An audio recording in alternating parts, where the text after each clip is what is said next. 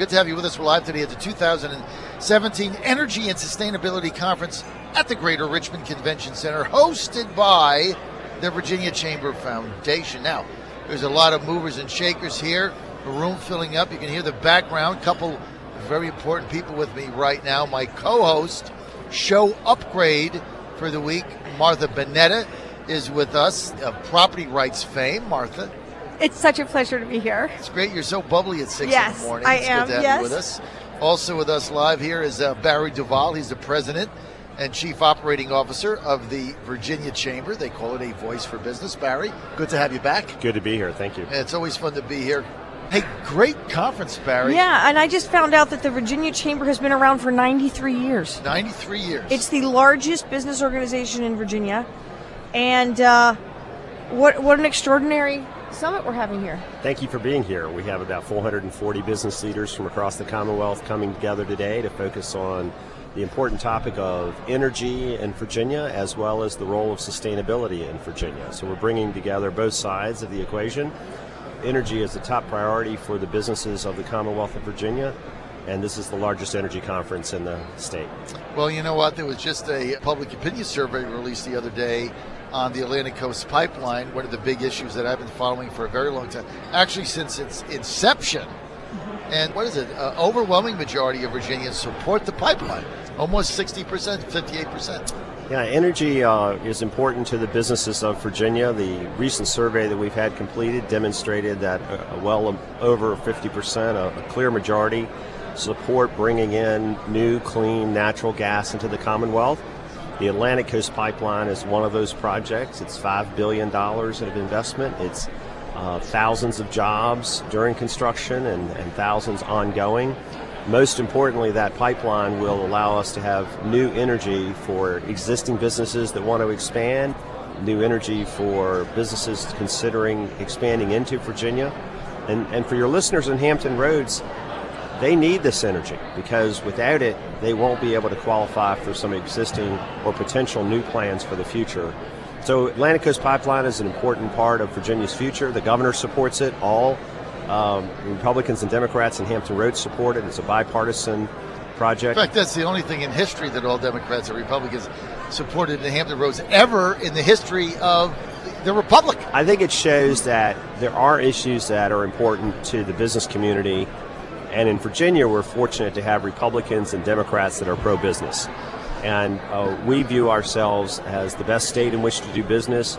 Improving our energy supply will be one of the focuses of today's conference. So let me ask you this, Barry DuVal. Let's get to the Mountain Valley Pipeline, another big issue. Terry McAuliffe also backs that, by the way, just so everybody knows. We're getting closer to the Atlantic Coast Pipeline. We're not there yet. We're still waiting for the final recommendations. Mountain Valley Pipeline, Southwest Virginia, where are we on that? Give us an update. Right, it's also an important pipeline. It will help us in the western part of the state bring new clean energy into that part of the region to allow us to take advantage of lower cost of energy supplies. It's also undergoing the same permitting process, and we need people to support that pipeline. Let's hope we get that one through. Also, we're with Barry DuVal, President and CEO of the Virginia Chamber. Barry, our governor, who's coming up in a few moments, I call him Governor McGenius. He's done a lot to bring jobs, big hits into Virginia. Unemployment is down. He backs the pipelines.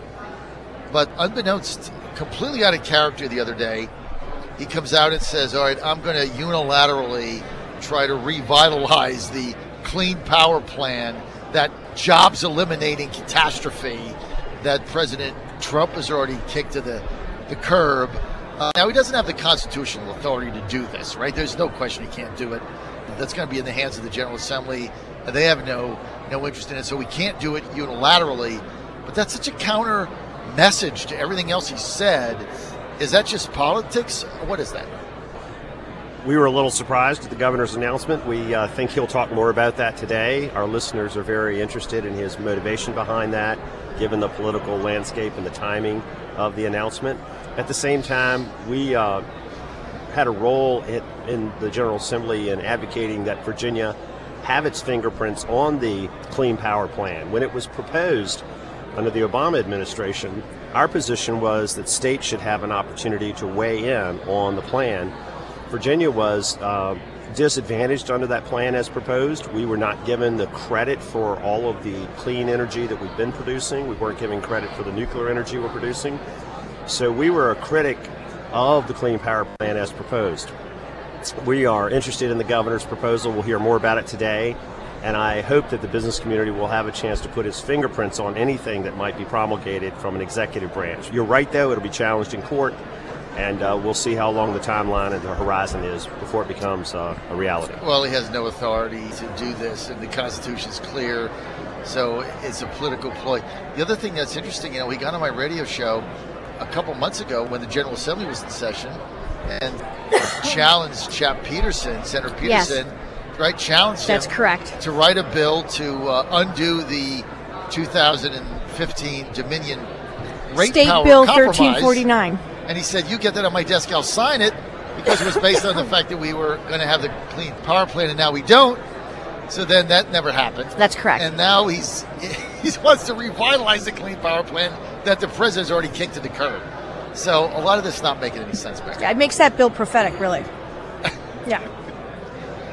So we're looking forward to the governor's remarks today. We're pleased that he's going to be here to kick off our conference in just a few minutes. And we also are looking forward to hearing from the Trump administration.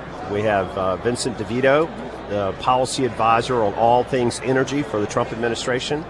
He's in the Department of Interior as a deputy secretary, and he'll be speaking to the importance of coordinating what we believe to be the all-of-the-above approach.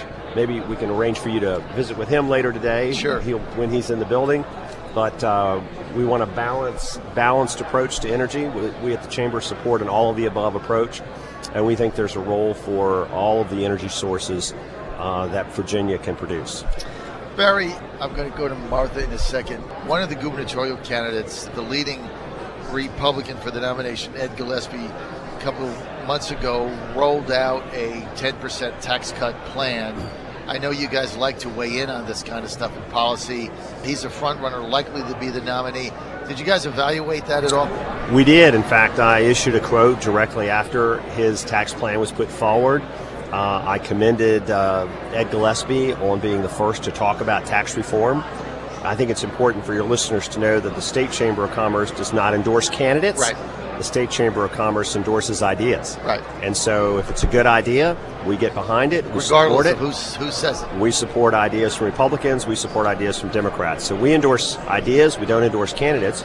But to answer your question, yes, we thought he should get some recognition for being the first candidate to talk about tax reform.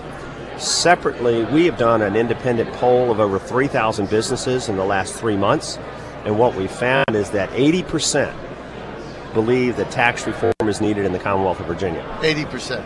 Over 80%. We'll give you the breakdown when we're ready to go public with this. We polled on 22 questions, but over 80% believe tax reform is needed in the Commonwealth of Virginia. And so when a candidate comes forward and says, this is my plan, while we're not endorsing the specific plan, we recognize the need for tax reform. It will get the conversation started. Right, that makes a lot of sense. And of course, just so everybody knows, when the question is tax reform, normally people aren't talking about tax increases, right? They're normally talking about reforming it downward or eliminating something. Barry, stay with us on the line. We're going to have a three-way. We've got former Secretary of Commerce Jim Chang with us. Secretary Chang, you're with us here on the John Fredericks Radio Network, live with the Energy at the 2017 Energy and Sustainability Conference, and we're with Barry DuVal, President and CEO of the Virginia Chamber, and Martha Bonetta, who is a longtime property rights advocate and now an energy czarist here on the John Fredericks Show. Secretary Chang, good to have you with us, sir. Thanks for having me on, and hello there, Barry. It's hard to follow Barry, but luckily he's there, and I followed him at two or three administrations after as Secretary of Commerce, so it's great to have to be on with Barry, you and Martha. Jim, it's always good to hear your voice, and I understand you're going to be arriving at our conference later today. We'll look forward to having you. Absolutely, and Barry covered some great points, and I want to second all those points, and I wanted to maybe add a little, a couple more things about another aspect of clean energy, and that's natural gas, but also not just how it affects businesses, but also consumers and the great Virginia citizens. Can you elaborate on that, Mr. Secretary, when you're talking about clean energy and how it's going to help Virginia, the economy, and jobs? Can you elaborate on what you're looking at there? Right, and again, what a great show! I've been following for a while. I'm in Charlottesville, so I have to listen online.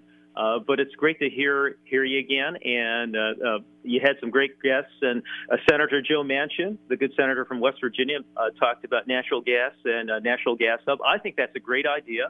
And also, Barry mentioned the Valley Pipeline, the Atlantic Coast Pipeline, and how it's going to really, really help our economy to get those done and through, keep our energy costs low with efficient and safe natural gas. One thing I wanted to mention was how this affects the average Virginia citizen. And it's so important because we have very, very reasonable cost in our energy production. Our electricity, we expect it to be low cost, and not only our businesses, but also our consumers. And it's there because almost 40% of our electricity is generated by natural gas. And there's a group out there that wants to keep all our energy in the ground. They want to stop this. And it's going to really hurt our economy and also our consumers, the pocketbooks, right away. Barry? Well, Secretary Chang, you have an experienced voice right now on this topic, and we know that more energy, more competitive sources of energy lowers prices and provides more business climate competition. There are those, though, that are concerned about the environment, and there are those that are concerned about protecting the environment. We in business share that. We believe in this case that the Atlantic Coast Pipeline and the Mountain Valley Pipeline are both projects that can be completed in an environmentally safe manner and in an economically sound manner. You don't have to have business versus environmentalists. Businesses do protect the environment. Part of our conference today will be Fortune 500 companies, right, from Amazon to Smithfield Foods, talking about protecting the environment. So we believe they can go hand in hand, and the permitting process is there to protect the public and their interests. I spent 8 years in local government, 6 years as a mayor, and I respect the people who have property rights and want to protect those property rights. And I believe that the Atlantic Coast Pipeline is working with those individuals who are affected to have the least amount of impact and to be the most effective. No question. And we just saw the governor come in. Barry, you mentioned you were on mayor in the peninsula, right? Newport News. Newport News, that's right. Before Secretary of Commerce, yeah. Yes, before Secretary of Commerce. Martha, well, weigh in here. Well, I want to thank Secretary Chang for joining us, and also Barry DuVal with the Virginia Chamber. You know, recently Dominion rolled out that they filed for 100% renewable service. And the idea there is that it can be a happy marriage between having the Atlantic Coast Pipeline and renewables like solar, wind, and other renewable energy generating facilities. And so, to echo what Barry said, it doesn't have to be one or the other. They can work together, and Dominion is doing that right now. And so we're really excited about what the future holds. Yeah, I think Dominion is an example of one of our corporate citizens that is moving forward with an all-of-the-above strategy. Mm-hmm. Solar has become much more affordable. Right. Wind is getting closer. But the reality is both solar and wind depend upon the elements. Yes, they do. And the sun doesn't always shine, and That's the wind correct. doesn't always blow. Right. However, if you have a power like natural gas that can be quickly turned on and off, yes, it actually strengthens the opportunity for solar and wind. So for that reason, we think an all-of-the-above balanced approach is best for Virginia businesses. Barry DuVal, thanks if for I can thanks add for being one more with us. thing. Thank you, John. Today I'm working with Your Energy Virginia, who will be exhibiting at the show, and they want to make sure the consumer level also understands that. And I agree totally with the sustainability and renewable energy, but until we get there, and we're not there yet, we're going to have to rely on safe and reliable, efficient natural gas and things like that. With you more, and I'm a huge advocate for the ACP and natural gas, and we're really looking forward to have the pipeline go through. Look, we got to get this pipeline done because it means jobs, it means energy. But I'll tell you the other thing, Martha, and Mr. Secretary, a lot of debate going on now in Virginia about the 2015, let's call it the Frank Wagner rate deal that went down. And there's a lot of politicians, Tom Perriello being one of them, running for governor, blasting it, saying that it's time to go get back to the table.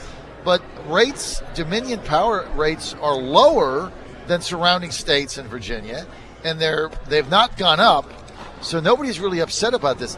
Ever get the saying, like, it's a solution in charge of a problem?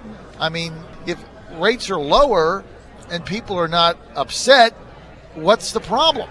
I couldn't agree more. And Tom Perriello, for example, before he announced he was running for governor, Tom Perriello was actually endorsed by the NRA. He supported the Atlantic Coast Pipeline. He supported gas pipelines. Yeah. Now he's running for governor, and all of a sudden the pipeline is his enemy. Well, and of course, you're right. And so this flip-floppy, position he's taken.